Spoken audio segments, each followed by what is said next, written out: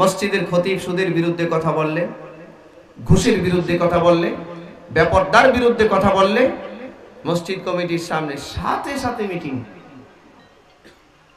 Meeting বসায়, হুজুরকে হুজুর আসসালামু আলাইকুম, ঠিক না? হুজুর জানগা। কেশিয়ার এসে বলে আপনি বেতন ছাড়াই যান, যতদিন ডিউটি করছেন ফি সাবিলিল্লাহ। আপনি কেমনে জানেন আমি যে সুদ খাই? হুজুর ভুলেও জানে না যে সুদ খায়। আচ্ছা, আমি যে এখানে আসছি এই সমাজে কে সুদ করে আমি জানি? আমি জানি নাকি? তা আমি কি সুদের বয়ান করবো না? কথা কন না কেন? কি ভাই কথা বলেন না কেন আপনারা? আমি সুদের বয়ান করবো না? যদি মনে করেন সুদের বয়ান করবো না বলে আপনারা ফতোয়া দেন, তাহলে আগে কোরআন মাজিদের এই 275 নম্বর আয়াতটা সূরা বাকারার এটা কাটেন, দেখি আপনার বাপের কত বড় ক্ষমতা আছে। এটাকে মুছে দেন দেখি। মুছতে যদি না পারেন তাহলে এই বয়ান চলবে। কথা বলেন না কেন? দুর্ভাগ্য, আমাদের দুর্ভাগ্য, একমাত্র সুদের উপরে ভিত্তি করে আমাদের দেশ নোবেল পুরস্কার পেয়েছে। শুধুমাত্র সুদ। মুসলমান ভাইরা আমার, সুদখোর কবর থেকে উঠবে পাগল হয়ে, মাতাল হয়ে, এটা একটা শাস্তি। নাউজুবিল্লাহ বলেন। এখন সুদখোরে আপনি যতই বয়ান করেন, সুদখোর যদি আমার বয়ান শুনে থাকে তাহলে উঠার চিন্তা করতেছে।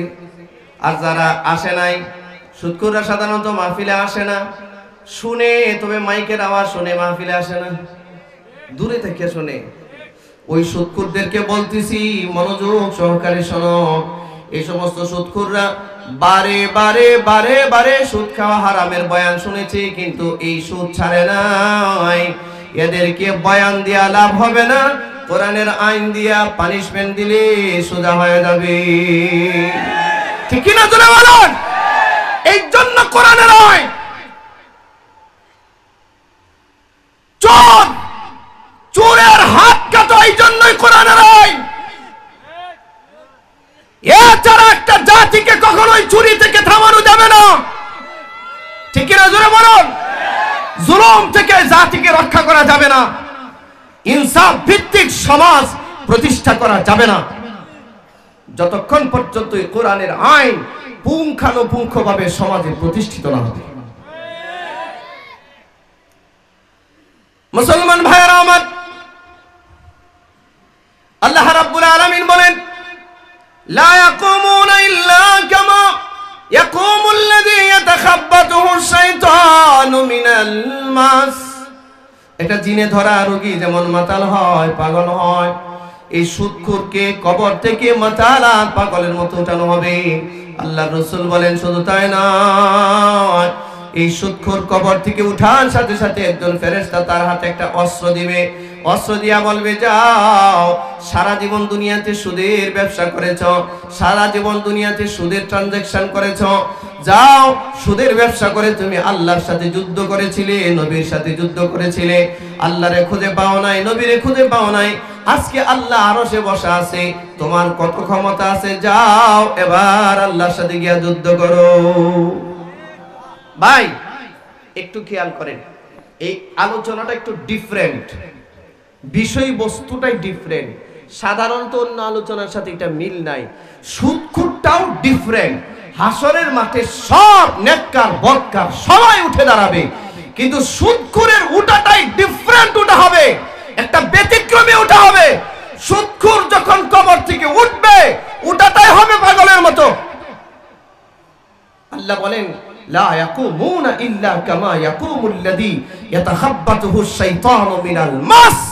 শয়তান ধরলে পরে, জিনে আসর করলে পরে যেমন পাগল আর মাতাল হয়, সুদখোরটা কবর থেকে উঠবেই পাগল হিসেবে।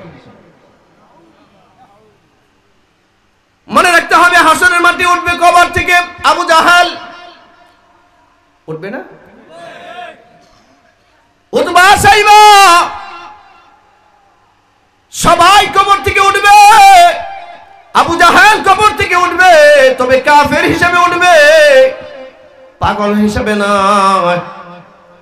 আবার আবু বকর কবর থেকে উঠবে জান্নাতি হিসেবে, অপরাধী হিসেবে নয়। কিন্তু এই সুদখোর কবর থেকে উঠবে, ওঠার সময় পাপের চিহ্ন চেহারা নিয়ে উঠবে। ওটার সাথে সাথে একটা মানুষ মদ খাইলে পরে, একটা মানুষের উপরে জিনে আসর করলে পরে এটা যেমন মাতাল হয়, পাগল হয়, সুদখোরটা কবর থেকে উঠেই পাগলামি করা শুরু করবে।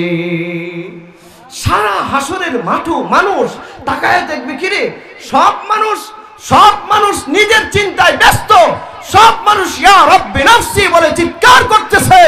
এইটা কোন পাগল? যেই পাগল দেখি পাগলামি করতেছে, এটা কে? ঘোষণা হবে এটা হচ্ছে আখেরি পয়গম্বরের সুদখোর উম্মত।